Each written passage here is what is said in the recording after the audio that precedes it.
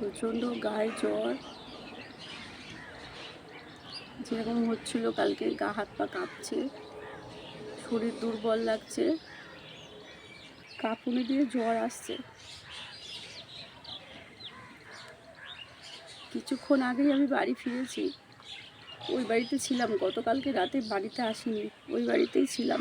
মানে আমি হাঁটতে পারছিলাম না, পা দুটো টলমল টলমল করছিল, এতটাই শরীর খারাপ লাগছিল। ওই জন্য থেকে গেছিলাম কালকে। সকালবেলা সকালের জল খাবার খেয়ে আর চলে আসছিলাম। মা বললো যে স্নান টান করে তারপর যা। ওই জন্য স্নান করে আর চলে এসেছি। আমার মেয়েটা ঘরে আছে একা, আর একজন তো চলে গেছে কাজে। মেয়েটা ঘরে একা আছে, বাচ্চাটা কীভাবে থাকবে সারাদিন, এই ভেবেই আমি চলে আসলাম। নয়তো থাকতাম ওখানে, বিকেলে আসতাম, কিছু করার নেই, বাচ্চাটা একা থাকবে ঘরে, ওই জন্য চলে আসলাম। শরীর প্রচণ্ড খারাপ, কিছুই ভালো লাগছে না। এই আসলাম, এই মাত্র স্নান করে এসেছি ওখান থেকে, এসে আর ভাবছি ব্লগটা শুরু করি।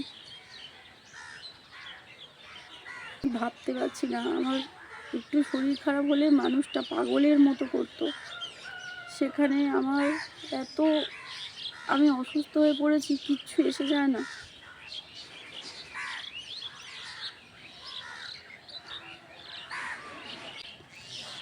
রোদে এসে বসলাম, কাঁপুনি দিচ্ছে পুরো।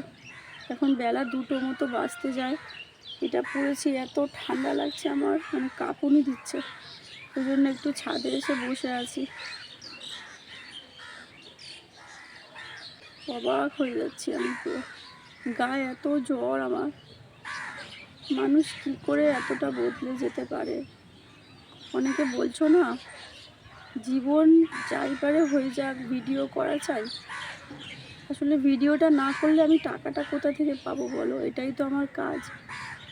তোমাদের সাথে যদি তোমাদের যদি মনে অশান্তি চলে, শরীর খারাপ হয়, বা কোনো ঝগড়া হয় কারোর সাথে, তাহলে কি তোমরা কাজটা ছেড়ে দাও? দাও না তো। তাহলে এটাই তো আমার কাজ, এটাই তো আমি বেছে নিয়েছি। আমি ভিডিওটা না করলে টাকা কোথা থেকে পাবো? কে দেবে আমাকে? এ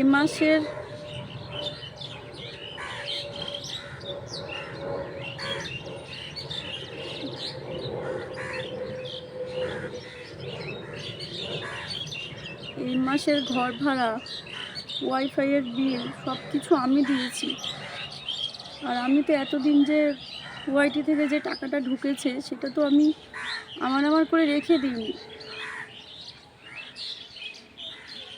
গ্যাস শেষ হয়ে গেছিলো, গ্যাসটা তুলেছিলাম ওটা থেকেই। মাঝখানে কাজ চলে গেছিলো, ওটা থেকেই সংসার চালানো হয়েছে। আমি তো এটিএম থেকে তুলতে পারি না, কোনোদিনও টাকা তুলিনি, আর কিছু জানিও না আমি ওইসবের কিছু হিসাব তো কিছু জানি না, রাখিও নি। ঘরের বাজার চাল আমি কিছুই রাখিনি। তো আমার কাছে যা ছিল আমি তো সবই দিয়েছি। এই মাসের ঘর ভাড়াটা পর্যন্ত দেয়নি, ঘর ভাড়াটাও আমি দিয়েছি। ওয়াইফাইয়ের বিলও আমি দিয়েছি। ওয়াইফাইয়ের বিল না দিলে 3 মাস তো এমনি ছিল প্রথমে যখন বসিয়েছিলাম, তারপর থেকে 3 মাস ওরা এমনিই দেয়, মানে 3 মাস রিচার্জ করতে হয় না, এমনিই চলে। আর এই মাসে রিচার্জ করতে হয়েছে, এই মাসের টাকা আমি দিয়েছি, নাহলে তো আমি ভিডিও আপলোড করতে পারবো না। ওটা আমি দিয়েছি। ঘর ভাড়া আমি দিয়েছি, টুকটুক করে বাজার করছি অল্প অল্প করে, দেখলেই তোমরা। তারপরে আমি যদি ভিডিও না করি তাহলে টাকাটা কোথায় পাবো? আমার তো ভিডিওটা কাজ, আমাকে তো করতেই হবে ভিডিওটা।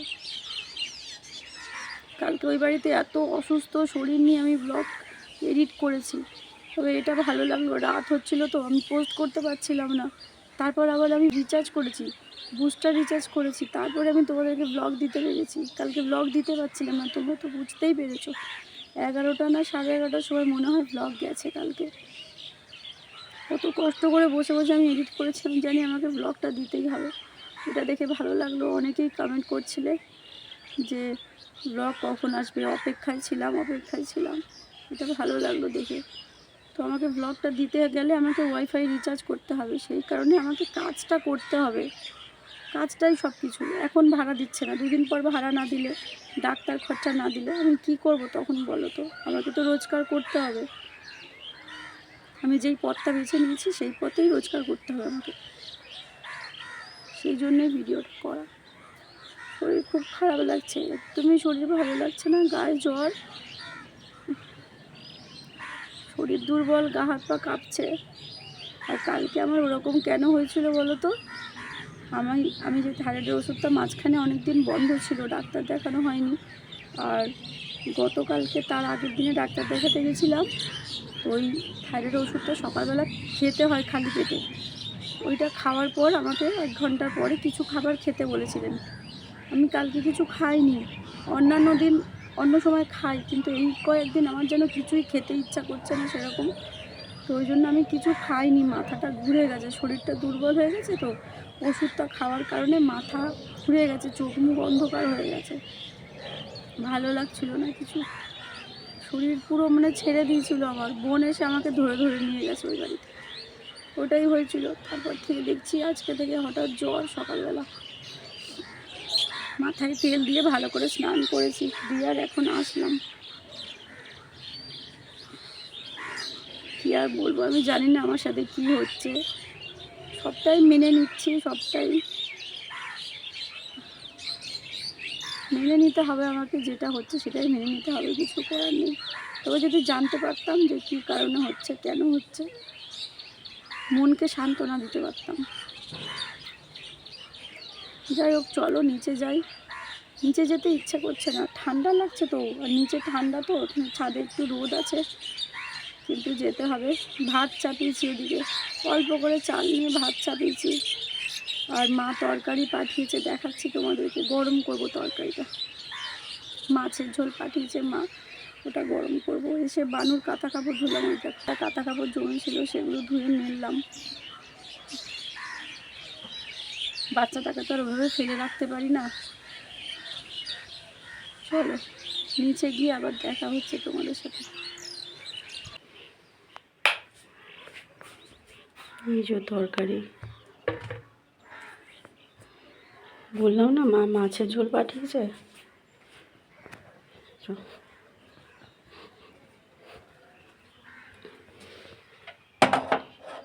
মাছের ঝোলটা একটু গরম করে, ঠান্ডা বরফ হয়ে গেছে পুরো।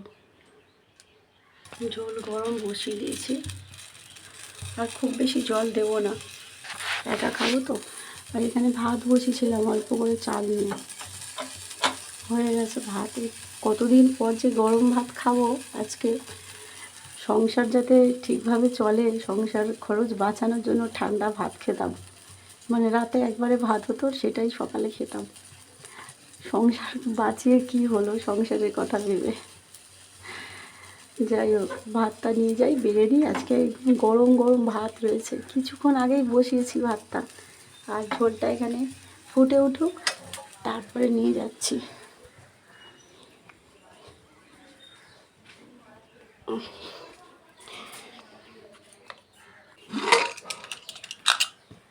ভাত পুরো গরম, ধোঁয়া উঠছে।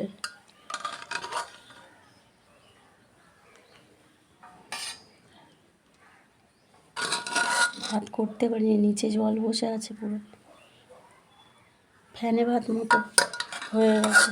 আমি আসলে জলের মাপটা না ঠিকঠাক এখনো বুঝতে পারিনি। এই দেখো জল ভর্তি ভাতের নিচে।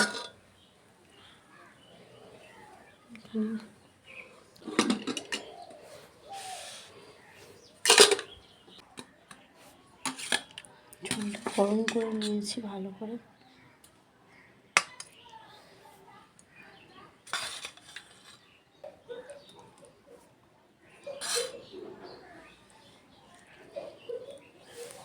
তুমি পাতলা ঝোল, অনেক দিন পরে পাতলা ঝোল খেলাম জানো তো। খেয়ে মাত্র ওষুধ খাবো, হাত পা পুরো ঠান্ডা হয়ে গেছে আমার। চলো খেয়ে নিই তাহলে, খেয়ে নিয়ে তারপর আবার আসছি।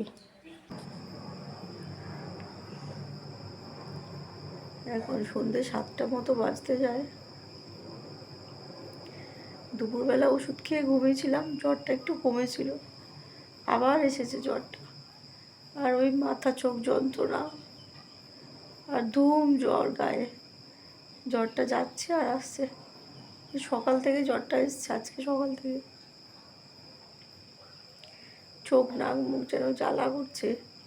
এই কয়েকদিন আমি প্রচুর পরিমাণে জল ঘেটেছি, ঘরের সমস্ত কাজ প্রচুর পরিমাণে জল ঘেটেছি। আর ঠান্ডাটা সবে পড়ছে তো, ঠান্ডা লেগে গেছে।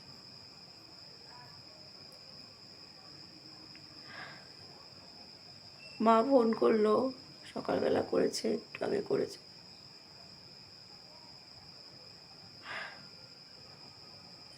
সারাদিন চলে গেল, কোনো ফোন নেই, কোনো খোঁজ খবর, কিচ্ছু নেই। আমি আজকে রান্নাও করতে পারবো না। রান্না এতদিন আমি করে রাখছিলাম, দেখেছো তোমরা, নিজে বাজার করে এনে রান্না করেছি আমি। কিন্তু আমি আজকে আর পারছি না, আমার শরীরে একদমই দিচ্ছে না যে আমি উঠে রান্না করবো। আমি তাকাতেও পারছি না ঠিক করে। আজকে আর কোনো রান্না বান্না করবো না আমি রাত্রেবেলা মুড়ি খেয়ে নেবো। ঝুড়ি ভাজা আছে, যদি ইচ্ছা হয় খাবো, নাহলে মুড়ি খেয়ে নেবো আমি আজকে আর পারছি না রান্না করতে।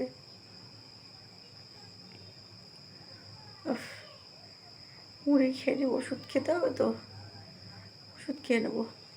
যদি রান্না করে এসে তাহলে করবে, আর নাহলে আমি আর আজকে রান্না করতে পারবো না।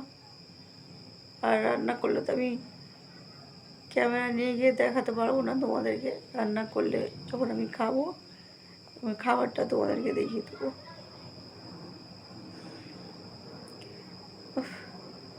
লড়বো, কিন্তু শরীরটাই আমার সাথ দেয় না, মানে কি বলবো, হয় না অনেক সময়, ইচ্ছে থাকলেও উপায় হয় না। আমি যে কিছু করব, শরীরটাই আমার সাথ দিচ্ছে না। শরীরটাই খারাপ হয়ে গেলে কি করে কি করব বলতো। আমার আজকে এক জায়গায় যাওয়ার কথা ছিল, আজকে সোমবার তো, আজকে আমার এক জায়গায় যাওয়ার কথা ছিল, সেখানেও যেতে পারলাম না। শরীর এতই খারাপ হয়ে গেল আমার। নিজেকে ভালো রাখার যত চেষ্টা করছি, তত যেন আমি অন্যদিকে মানে চলে যাচ্ছি, তাকাতেও পারছি না ঠিক করে আমি। যাই হোক, কালকে জ্বরটা যদি কমে আমি সুন্দর করে ব্লগ করব, সকাল থেকে চেষ্টা করব। কালকে সকালবেলা যদি শরীরটা একটু ভালো থাকে, অনেক কাজ জমে রয়েছে, আজকে কোনো কাজ করতে পারিনি আমি। বেলাতে এসেছি ওই বাড়ি থেকে, ওষুধ খেয়েছি তো চোখটা লেগে গেছে, কোনো কাজ হয়নি। ঘর অবস্থা খুবই খারাপ, ঘরের দরের অবস্থা। কালকে যদি শরীরটা ভালো হয়, সকাল থেকে আবার কাজ শুরু করব আমি।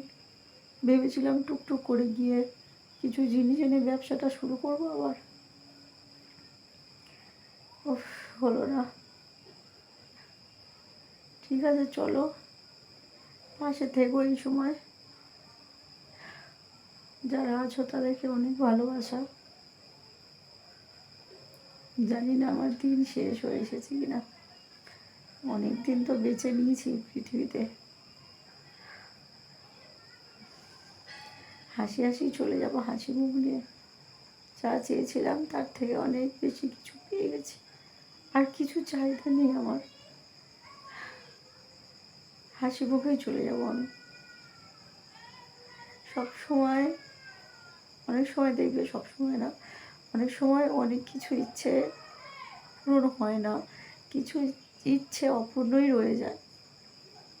তো আমিও সেটা মেনে নেব, কিছু ইচ্ছে আমার অপূর্ণই রয়ে গেল, তার জন্য আমার কোনো আফসোস নেই। আমি যেটুকু চেয়েছিলাম তার থেকে অনেক বেশি পেয়েছি।